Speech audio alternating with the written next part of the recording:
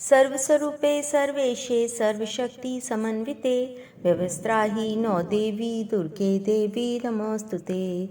जय माता दी भक्तों, शारदीय नवरात्रि की आप सभी को ढेर सारी शुभकामनाएं। आप पर और आपके परिवार पर माँ भगवती की कृपा सदा सर्वदा बनी रहे। माँ दुर्गा आपकी सभी मनोकामनाएं पूर्ण करें। आज से आप हमारे इस चैनल पर दुर्गा सप्तशती पाठ के संपूर्ण 13 अध्याय सुनेंगे। साथ ही नवरात्रि के पूरे 9 दिन माँ भगवती के 9 अलग अलग रूपों की हर दिन की कथा भी हमारे चैनल पर सुनाई जाएगी। और हमने अपने चैनल पर माता रानी का सबसे शक्तिशाली कवच भी डाल दिया है, इसे अवश्य सुने। साथ ही हमने माँ दुर्गा के 9 दिनों के 9 बीज मंत्र, सिद्ध कुंजिका स्तोत्र, माता रानी के 108 नाम और देवी माता के 32 नाम की माला और अपनी पूजा किस तरह से पूर्ण करके माता रानी से क्षमा प्रार्थना करें, ये भी आपको हमारे चैनल पर मिल जाएगा। तो कथा के बाद उसे ज़रूर सुनें और हमारे चैनल को अवश्य सब्सक्राइब कर लें। तो आइए प्रथम अध्याय का पाठ प्रारंभ करते हैं। बोलिए दुर्गा माता की जय, शैलपुत्री माता की जय। प्रथमो अध्याय। मेधा ऋषि का राजा सुरथ और समाधि को भगवती की महिमा बताते हुए मधु कैटभ वध का प्रसंग सुनाना। प्रथम चरित्र के ब्रह्मा ऋषि, महाकाली देवता, गायत्री छंद, नंदा शक्ति, रक्तदंतिका बीज, अग्नि तत्व और ऋग्वेद स्वरूप हैं। श्री महाकाली देवी की प्रसन्नता के लिए प्रथम चरित्र के जप में विनियोग किया जाता है। भगवान विष्णु के सो जाने पर मधु और कैटभ को मारने के लिए कमल जन्मा ब्रह्मा जी ने जिनका स्तवन किया था, उन महाकाली देवी का मैं निरंतर सेवन करती हूँ। वे अपने 10 हाथों में खड्ग, चक्र, गदा, बाण, धनुष, परिघ, शूल, भुशुंडी, मस्तक और शंख धारण करती हैं। उनके 3 नेत्र हैं। वे समस्त अंगों में दिव्य आभूषणों से विभूषित हैं। उनके शरीर की कांति नीलमणि के समान है तथा वे 10 मुख और 10 पैरों से युक्त हैं। मार्कंडेय जी बोले, सूर्य के पुत्र सावर्णी जो 8वें मनु कहे जाते हैं, उनकी उत्पत्ति की कथा विस्तार पूर्वक कहता हूँ, सुनो। सूर्य कुमार महाभाग सावर्णी भगवती महामाया के अनुग्रह से जिस प्रकार मनवंतर के स्वामी हुए, वही प्रसंग सुनाता हूँ।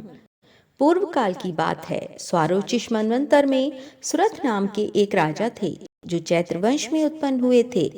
उनका समस्त भूमंडल पर अधिकार था। वे अपनी प्रजा का अपने औरस पुत्रों की भांति धर्म पूर्वक पालन करते थे। तो भी उस समय कोला विध्वंसी नाम के क्षत्रिय उनके शत्रु हो गए। राजा सुरथ की दंड नीति बड़ी प्रबल थी। उनका शत्रुओं के साथ संग्राम हुआ। यद्यपि कोला विध्वंसी संख्या में कम थे, तो भी राजा सुरथ युद्ध में उनसे परास्त हो गए। तब वे युद्ध भूमि से अपने नगर को लौट आए और केवल अपने देश के राजा होकर रहने लगे। संपूर्ण पृथ्वी से अब उनका अधिकार जाता रहा, किंतु वहां भी उन प्रबल शत्रुओं ने उस समय महाभाग राजा सुरथ पर आक्रमण कर दिया। राजा का बल क्षीण हो चला था, इसलिए उनके दुष्ट बलवान एवं दुरात्मा मंत्रियों ने वहां उनकी राजधानी में भी राज के सेना और खजाने को हथिया लिया।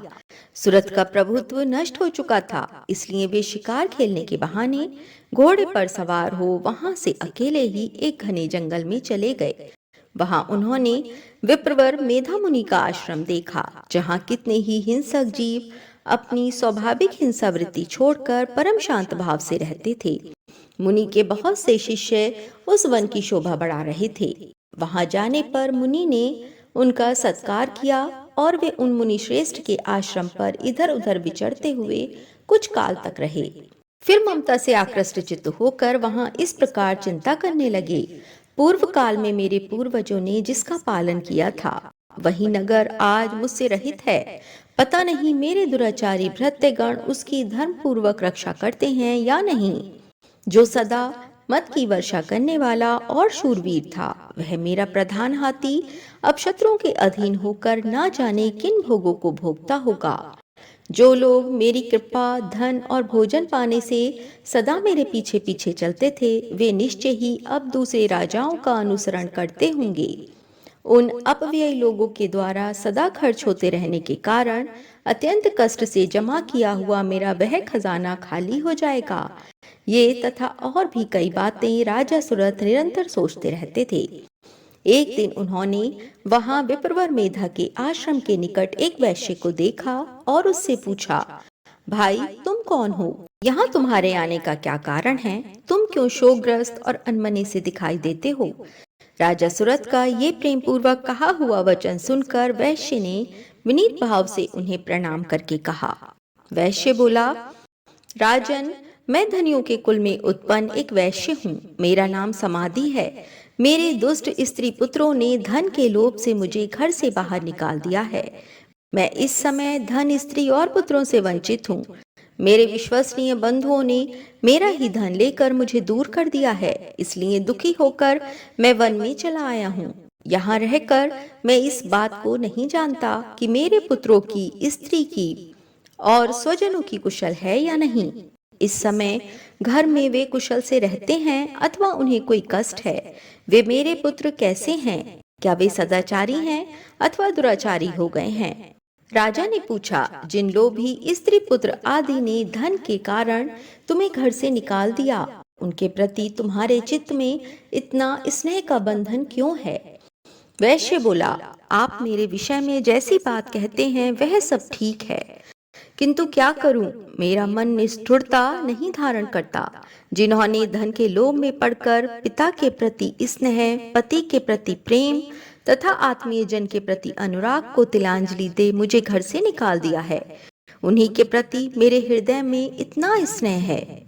महामते, गुणहीन बंधुओं के प्रति भी जो मेरा चित्त इस प्रकार प्रेम मग्न हो रहा है, ये क्या है? इस बात को मैं जानकर भी नहीं जान पाता। उनके लिए मैं लंबी सांसें ले रहा हूँ और मेरा हृदय अत्यंत दुखित हो रहा है। उन लोगों में प्रेम का सर्वथा अभाव है, तो भी उनके प्रति जो मेरा मन निष्ठुर नहीं हो पाता, इसके लिए क्या करूं? मार्कंडे जी कहते हैं, ब्राह्मण तदंतर राजाओं में श्रेष्ठ सुरथ और वह समाधि नामक वैश्य दोनों साथ साथ मेधा मुनि की सेवा में उपस्थित हुए और उनके साथ यथा योग्य न्यायानुकूल विनयपूर्ण बर्ताव करके बैठे। तत्पश्चात वैश्य और राजा ने कुछ वार्तालाप आरंभ किया। राजा ने कहा, भगवान, मैं आपसे एक बात पूछना चाहता हूँ, उसे बताइए। मेरा चित्त अपने अधीन न होने के कारण यह बात मेरे मन को बहुत दुख देती है। जो राज्य मेरे हाथ से चला गया है, उसमें और उसके संपूर्ण अंगों में मेरी ममता बनी हुई है। मुनि श्रेष्ठ, ये जानते हुए भी कि वह अब मेरा नहीं है, अज्ञानी की भांति मुझे उसके लिए दुख होता है। ये क्या है? इधर ये वैश्य भी घर से अपमानित होकर आया है। इसके पुत्र, स्त्री और भृत्यों ने इसे छोड़ दिया है। स्वजनों ने भी इसका परित्याग कर दिया है, तो भी ये उनके प्रति अत्यंत हार्दिक स्नेह रखता है।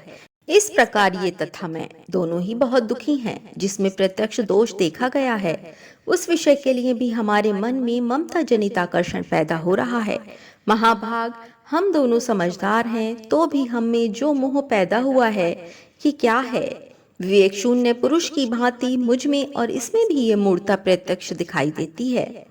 ऋषि बोले, महाभाग, विषय मार्ग का ज्ञान सब जीवों को है। इसी प्रकार विषय भी सबके लिए अलग अलग हैं। कुछ प्राणी दिन में नहीं देखते और दूसरे रात में ही नहीं देखते, तथा कुछ जीव ऐसे हैं जो दिन और रात्रि में भी बराबर ही देखते हैं। ये ठीक है कि मनुष्य समझदार होते हैं, किंतु केवल वे ही ऐसे नहीं होते। पशु, पक्षी और मृग आदि सभी प्राणी समझदार होते हैं। मनुष्यों की समझ भी वैसी ही होती है जैसी उन मृग और पक्षियों की होती है, तथा जैसी मनुष्यों की होती है वैसी ही उन मृग, पक्षी आदि की होती है। ये तथा अन्य बातें भी प्रायः दोनों में समान ही हैं। समझ होने पर भी इन पक्षियों को तो देखो, ये स्वयं भूख से पीड़ित होते हुए भी मोहवश बच्चों की चोंच में कितने चाव से अन्न के दाने डाल रहे हैं। नरश्रेष्ठ, क्या तुम नहीं देखते कि ये मनुष्य समझदार होते हुए भी लोभवश अपने किए हुए उपकार का बदला पाने के लिए पुत्रों की अभिलाषा करते हैं? यद्यपि उन सब में समझ की कोई कमी नहीं है, तथापि वे संसार की स्थिति, जन्म मरण की परंपरा बनाए रखने वाले भगवती महामाया के प्रभाव द्वारा ममता में भंवर से युक्त मोह के गहरे गर्त में गिराए गए हैं।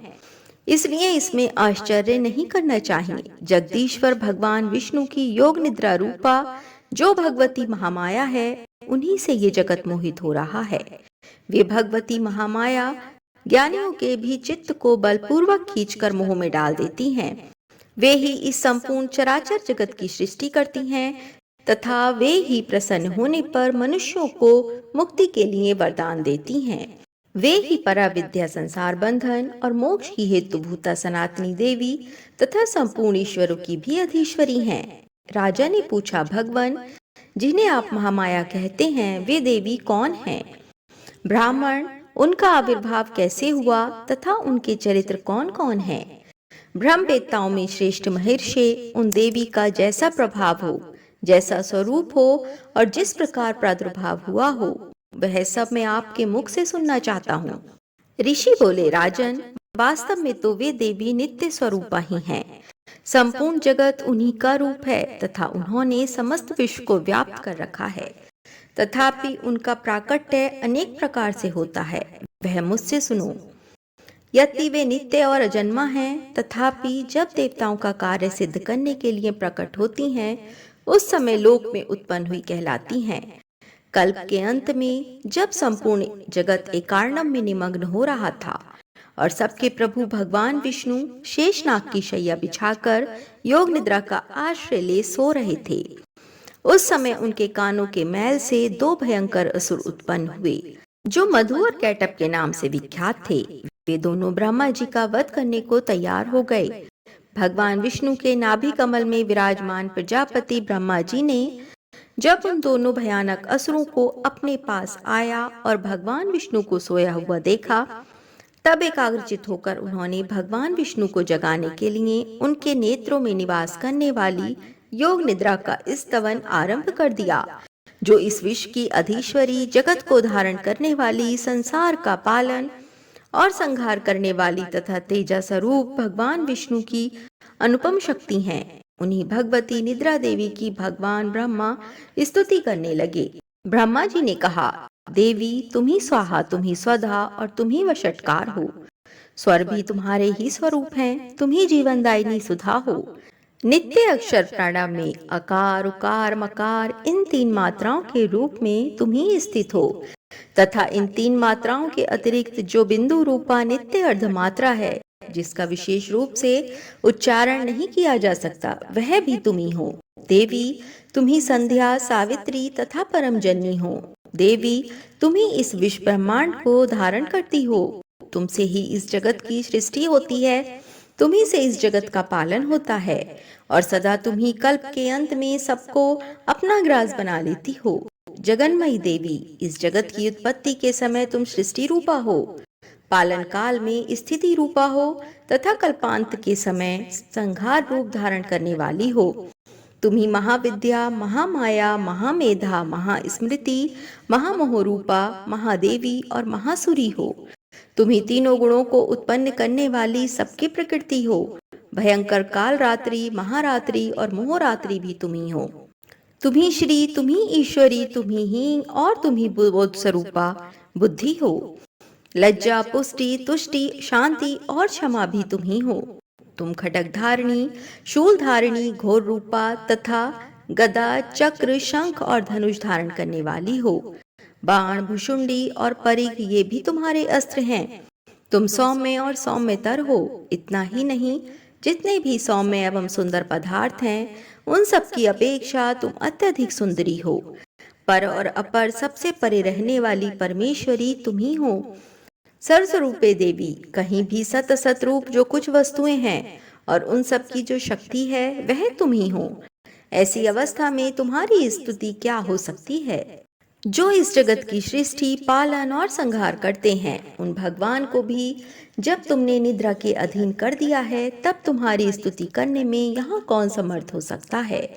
मुझको, भगवान शंकर को तथा भगवान विष्णु को भी तुमने ही शरीर धारण कराया है, अतः तुम्हारी स्तुति करने की शक्ति किसमें है?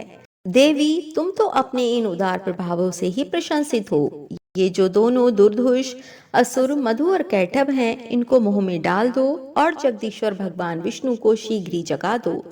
साथ ही इनके भीतर इन दोनों महान असुरों को मार डालने की बुद्धि उत्पन्न कर दो।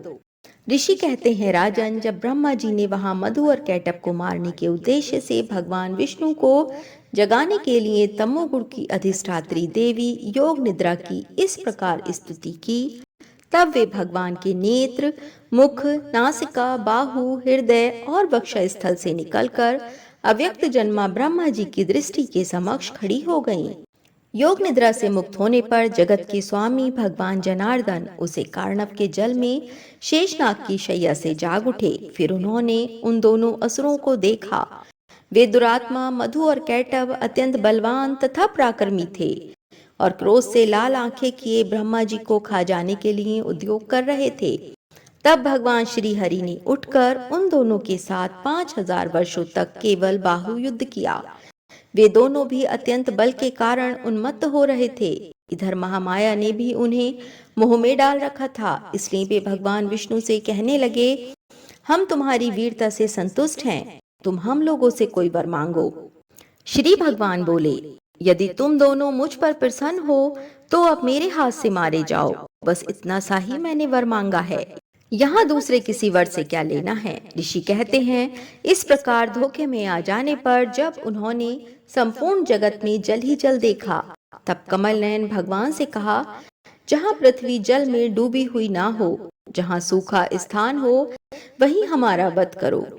ऋषि कहते हैं, तब तथास्तु कहकर शंख, चक्र और गदा धारण करने वाले भगवान ने उन दोनों के मस्तक अपनी जांघ पर रखकर चक्र से काट डाले।